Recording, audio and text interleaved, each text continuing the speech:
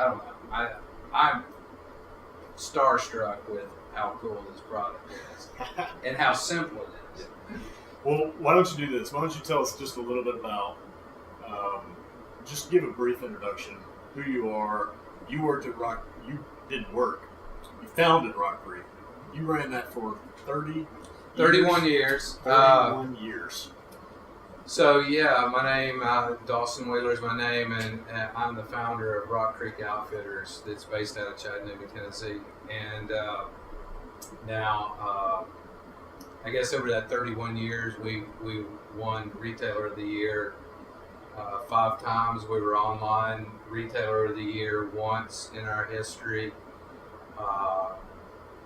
Through Rock Creek and our business accolades, I've been introduced into University of Tennessee's Entrepreneurial Hall of Fame.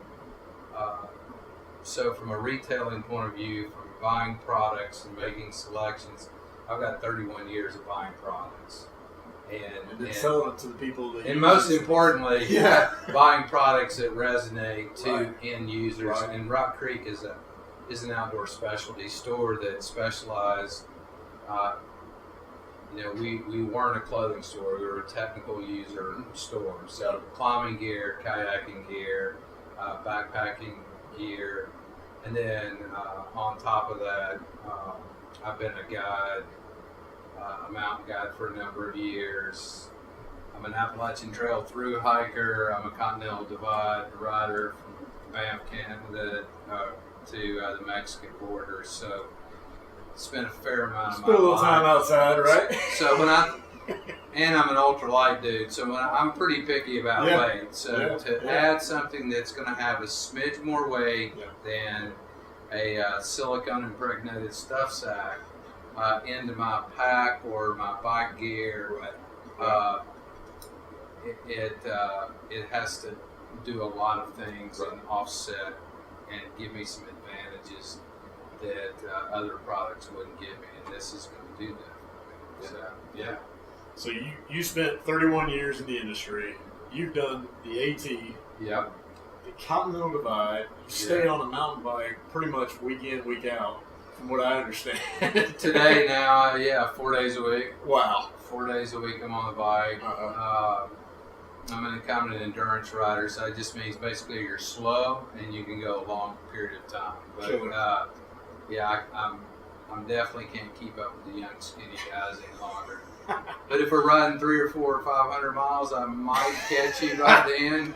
Wow. So but from a winter camping point of view, it just gives you 100 options, right? Right. And I've heard you talk about some of those options where you can heat up what's in it to begin with it, which I hadn't really thought about. I thought more about pulling it out and then throwing this on in my sleeping bag about 5-8 minutes before I get in, and then using this like my wife, she's always cold. Yeah. So for her, the only way to get her out is to be able to have something like this I can put down in her feet, or she could wrap her hands up. And then the great thing is you can literally put your feet inside of that, and that's where I see a lot of value. But where I see the most, so I would carry it, and then the van, I see it, for me to come back off of something really cold. So if I'm skiing in the side country and I'm freezing and I'm trying to come back, and while I'm trying to get the whole Sprinter van ramped up. Right.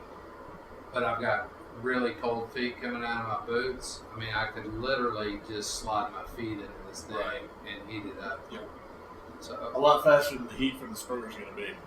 Well, absolutely. But then I just start thinking of 1,000 things to do with it. Like, I think riding on an ambulance, I can see every ambulance in America having one of these, especially in colder climates. You may not have in Florida, but still pulling up on scene and somebody's cold and it's been a wreck.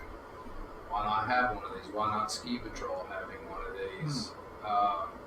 If I was a patrolman coming on scene, because I have been on an accident before, and I've been on climbing accidents where it's cold and you have to keep somebody warm and you don't have sleeping bags, or this goes underneath a victim on snow. so I can keep your core before we get the sled on you. Yeah, I see a lot of different uses. So for me, I would want to own. I probably want to own one of each size. Yeah. I mean, I don't think this is a one size per customer. I think you find a size that's going to accommodate your sleeping bag. Okay, that's great. That's what probably a lot of first customers that would come through a store would think, hey, I'm getting the stuff sack and it heats up. Yeah. Great. Why not have the second one for your clothes? Mm-hmm.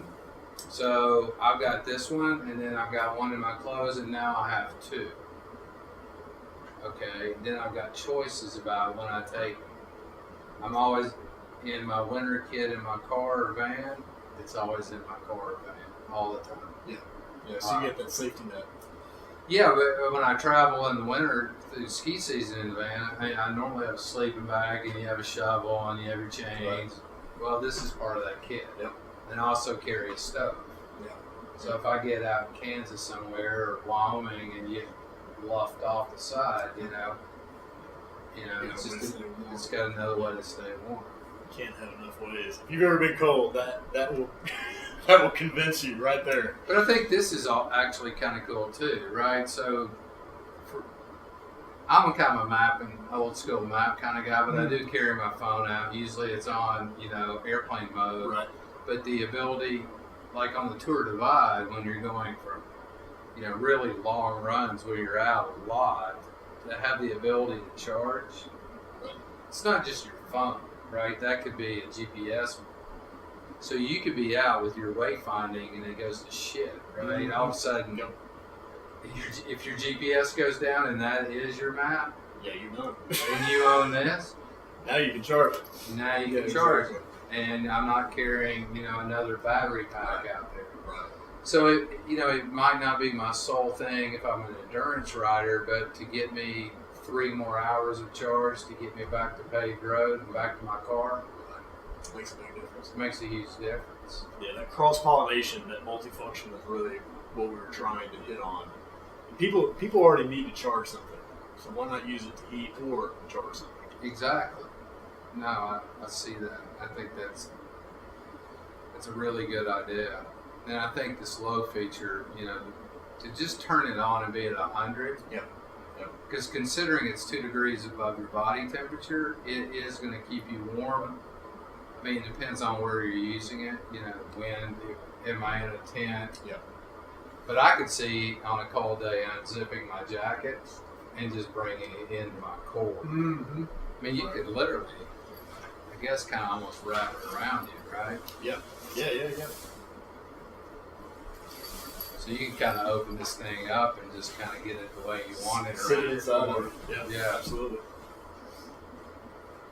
I think it's, when you think about these things, it's kind of cracking me up. We were talking about this before, and I was sitting there thinking, being a retailer for like 30 years, 31 with Rock Creek, there's these milestone moments, where you see a product. And I was telling you, I was saying, when the rigid friend, when we were all climbing back in the old days and it was completely rigid, and then one day when Black Diamond came out with the Camelot, and even before the Camelot, actually Friends came out with a flexible friend. That was a game-changing kind of breakthrough moment for climbing, from a safety point of view, right? Because horizontal placements of that friend and that shaft coming out and putting weight on this and potentially snapping that, right? You put yourself at risk climbing on a lead fall. Yep. When that shaft began to flex, then from a safety point of view, it was. And and then and another one you kind of think about is the water filter, right? And now the breakthrough on the water filter to me is kind of a squeeze bottle. Right. So now I can fill up a water bottle. I can actually squeeze it, and then I'm getting filtration through that. To me, that's kind of a game-changing thing.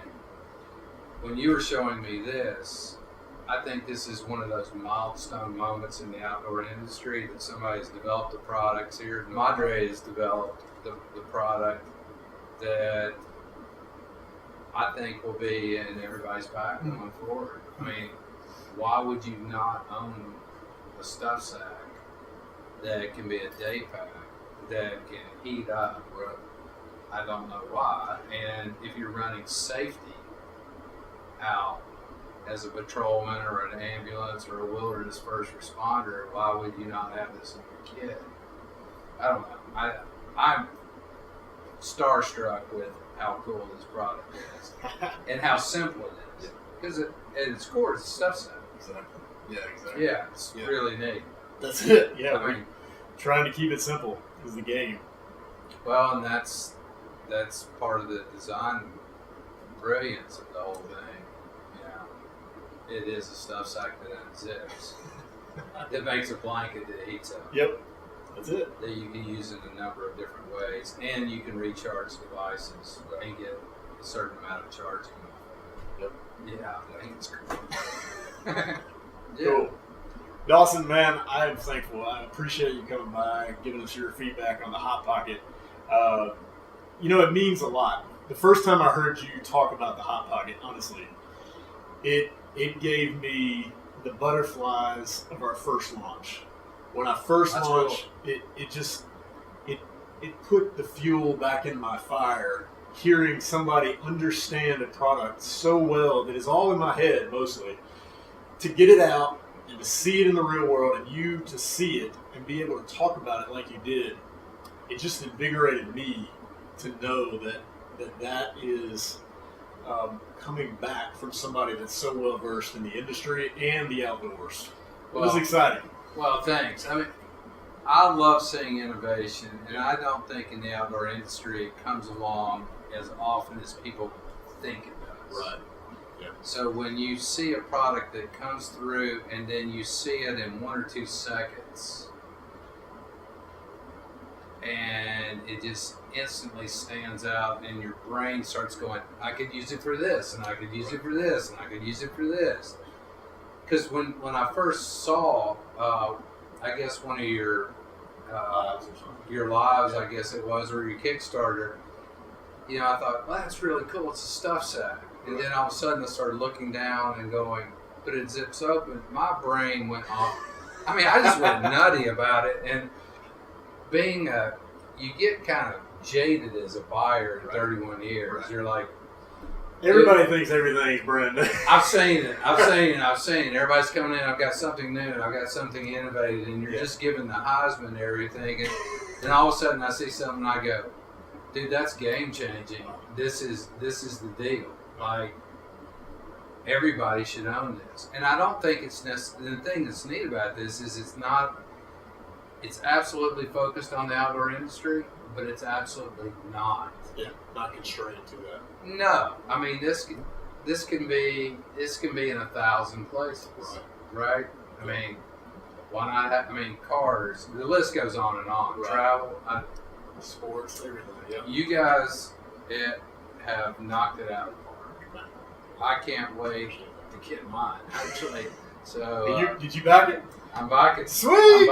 Sweet. Awesome. Well, I can't wait to see your finished product. All these are prototypes. We've got basically 4 months to finish all of this, get it manufactured, and get it to our backers. And I hope and pray that it blows you away even more than what you've seen so far. That's my goal. In the 4-month time works great, right? Because fall's coming, right? Yeah, in exactly. 4 months. As soon as it gets cold.